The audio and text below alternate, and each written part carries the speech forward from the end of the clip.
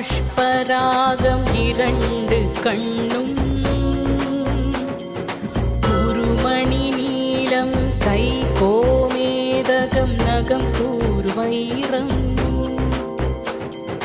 திருநகை முத்து கனிவாய் பவளம் சிறந்த வள்ளி மரகத நாமம் திருமேனியும் பச்சை மாணிக்கமே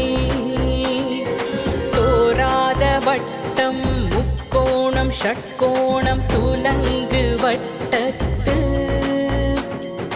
ஈராரிதழிட்டு ரீங்காரம் உள்ளிட்டது நடுவே ஆராதனை செய்து அர்ச்சித்து